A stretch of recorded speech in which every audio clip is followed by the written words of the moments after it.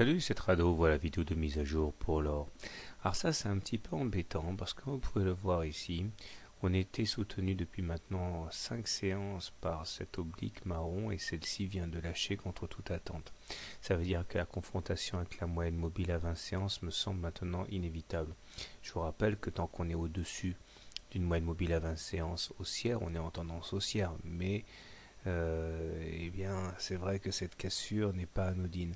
Surtout que maintenant, on se retrouve également sous la moyenne mobile à 7 séances ici, dont la pente devient de plus en plus agressive. Ça veut dire que, eh bien, elle risque de jouer son rôle de résistance à la hausse.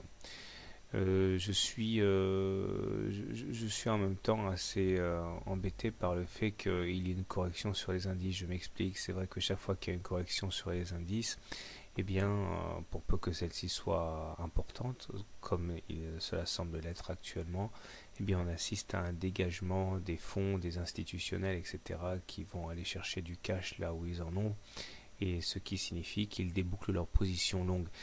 Autrement dit, plus la correction sur les indices sera forte, plus on risque d'avoir une correction importante sur l'or, même si à terme l'or bénéficierait d'une correction de long terme sur les indices, question de valeur refuge. Il est vrai qu'à court terme, eh bien, on essuie quand même les vicissitudes du CAC et des indices en général. Bref, toujours est-il que on corrige.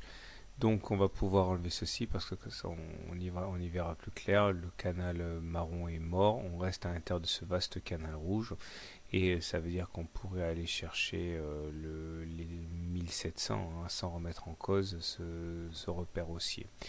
J'insiste aussi pour dire que tant qu'on ne clôture pas en dessous de la M20, eh bien l'objectif sera d'aller chercher a priori la Bollinger supérieure après avoir cherché le précédent plus haut sur les 1800.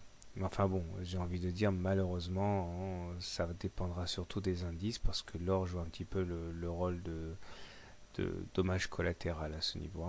Voilà, donc bonne soirée, bon trade, la tendance reste haussière mais il faut croiser les doigts sur les indices en général. À demain.